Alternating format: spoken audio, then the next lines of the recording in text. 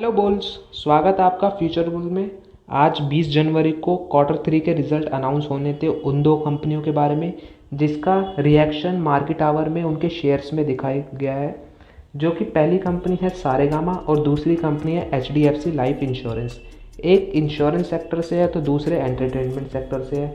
देखेंगे इन दोनों कंपनियों के क्वार्टर 3 के रिजल्ट और जानेंगे कौन सा लॉन्ग टर्म इन्वेस्टमेंट के लिए अच्छा रहेगा। तो चलिए चलते हैं पहली कंपनी की तरफ। तो जैसे कि आप देख रहे हैं हम आ चुके हैं अपनी पहली कंपनी की तरफ। कंपनी का नाम है सारेगामा इंडिया लिमिटेड।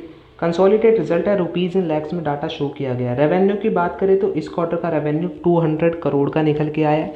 यही रेवेन्यू पिछले क्वार्टर में भी 200 करोड़ का था, पर पिछले साल में यही रेवेन्यू 158 करोड़ का किया था कंपनी ने।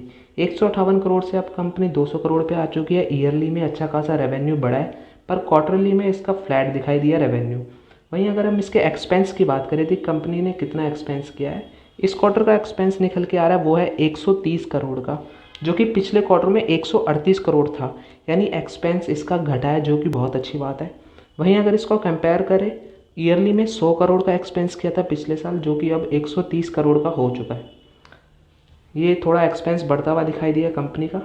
वहीं अगर हम इसके टोटल प्रॉफिट पे आ जाते हैं या प्रॉफिट फॉर द पीरियड पे आए, तो इस क्वार्टर का प्रॉफिट जो निकल के आया है वो है 52 करोड़ का।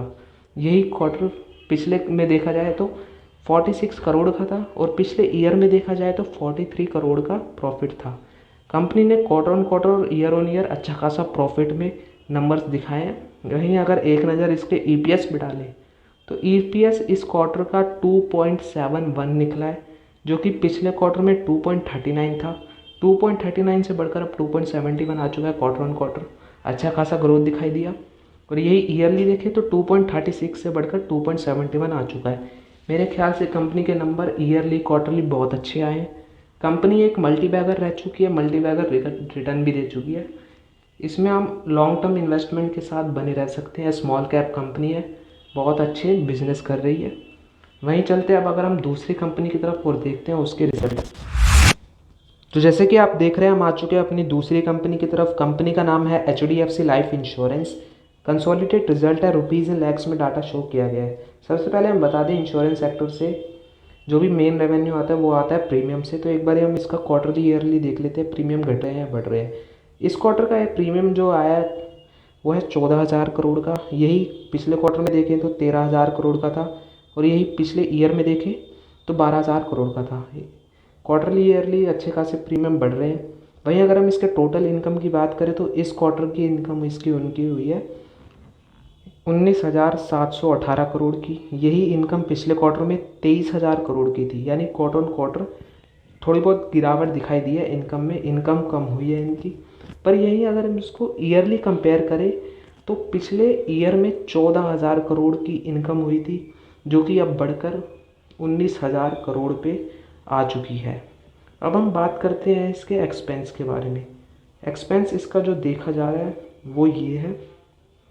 इस क्वार्टर का जो एक्सपेंस निकल के आया है वो है 19,000 करोड़ का। यही पिछले क्वार्टर में देखा जाए तो 22,000 करोड़ का था और पिछले ईयर में देखा जाए तो 14,000 करोड़ का था। क्वार्टरली इसका एक्सपेंस घटा हुआ दिखाई दे रहा है क्योंकि रेवेन्यू कम आया है, और ईयरली देखा जाए तो इसका एक्सपेंस बढ़ा हुआ दिखाई दे रहा है क्योंकि जो कि नॉर्मल है।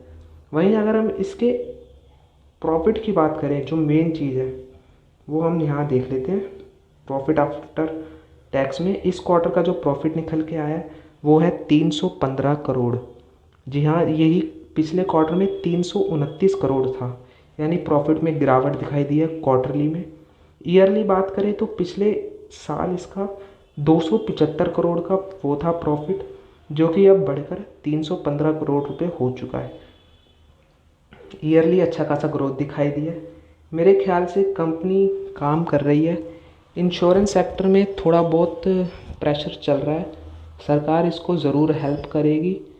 जैसे कि आपको पता है कि इंश्योरेंस हर कोई बंदा नहीं लेता, वैसे ही इनके आने वाले टाइम में जो कि एक रेवोल्यूशन आएगा इंश्योरेंस सेक्टर में, वो इसके लिए बहुत अच्छा होगा। आने वाले टाइम के लिए यानी लॉन्ग टर्म के लिए कंपनी बहुत अच्छी है। शॉर्ट टर्म में इसके रिज़ल्ट थोड़े ऊपर नीचे होते रहते हैं, इसी के नहीं हर कंपनी के होते रहते हैं, मेरे ख्याल से कंपनी के रिज़ल्ट बहुत अच्छे आए हैं। लॉन्ग टर्म के लिए बने रहिए। इसको अगर आपने इन्वेस्ट कर रखा है तो इसमें होल्ड करिए। सेल करने की कोई ज़रूरत नहीं है इतने, या फिर कोई बुरे नंबर नहीं आए हैं। तो मेरे ख्याल से दोनों कंपनी के नंबर बहुत अच्छे आए हैं। ऐसे ही रिजल्ट्स की वीडियो देखने के लिए हमारे चैनल को सब्सक्राइब कीजिए और हमारी वीडियोस को लाइक कीजिए। और कोई भी स्टॉक के बारे में डीप एनालिसिस चाहिए तो नीचे कमेंट में उस स्टॉक का नाम लिख दीजिए, हम उस पर वीडियो बना देंगे। तो चलिए मिलते हैं अगली वीडियो में। Bye bye.